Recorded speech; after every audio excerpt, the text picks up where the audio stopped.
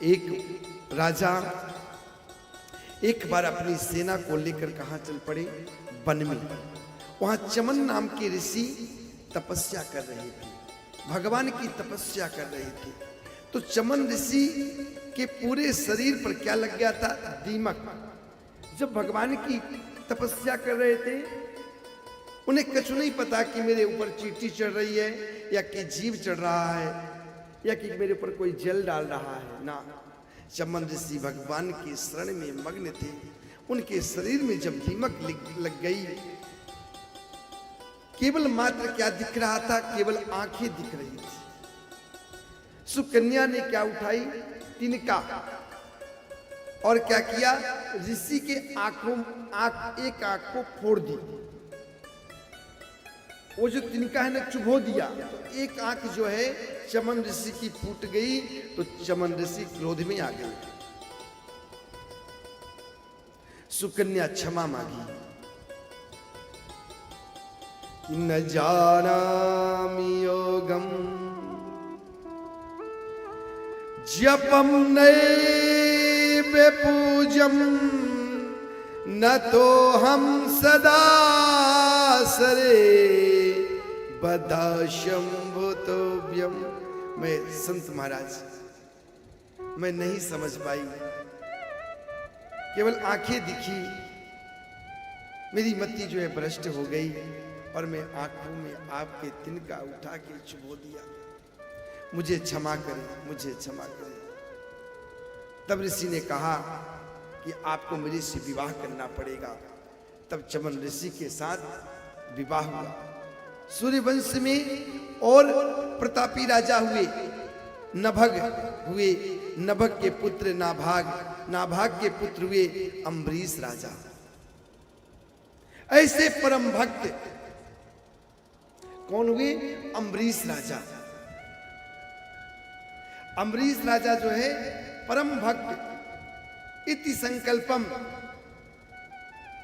उनके द्वार पे कोई आ जाए ना तो कभी भूखा नहीं जाता था। हाँ, ब्राह्मण कह दिए तो वही चीज दान किया करते थे, कभी उनके शब्दों को नहीं काटते थे।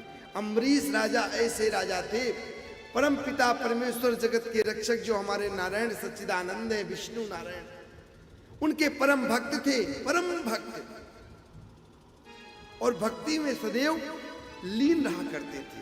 हाँ, तो एक दिन क्या हुआ? दुर्वासा ऋषि आ गए। कौन आ गए? दुर्वासा ऋषि आ गए। दुर्वासा ऋषि आ गए, और जब दुर्वासा ऋषि पहुंचे तो अम्बरीश राजा जब व्रत रखा करते थे तो दूसरे दिन क्या आता है? एकादशी, द्वादशी, द्वादशी को पारण किया करते थे। कोई भी आप व्रत रखते हैं, कोई भी संकल्प करते हैं, तो आपको क्या करना है कि जब तक कोई खा करके ना जाए, उनके द्वार से जब तक कोई प्रसाद ना पा करके जाए तो भोजन नहीं ग्रहण किया करते थे। इति संकल्पम, कि व्रत रूपी का अर्थ ये नहीं हुआ कि आप व्रत रखें, तो व्रत का अर्थ हुआ कि दूसरे दिन पारण करना, तब आपके व्रत का फल की प्राप्ति, संपूर्ण फल प्राप्त होता है। और राजा अम्बरीश ऐसे राजा थे, भगवान विष्णु सच्चिदानंद नारायण के परम भक्त थे। दुर्वासा ऋषि पहुंचे। अब दुर्वासा ऋषि के बारे में तो सभी जानते हैं, थोड़ा गुस्सा हुए तो श्राप दे दिए, उनकी बात ना सुने तो श्राप दे दिए। पानी लेट हो गया, जा मैं तुझे श्राप देता हूं। घर की सफाई नहीं किया तो लो श्राप, हर चीज में श्राप। नाराज हो जाना,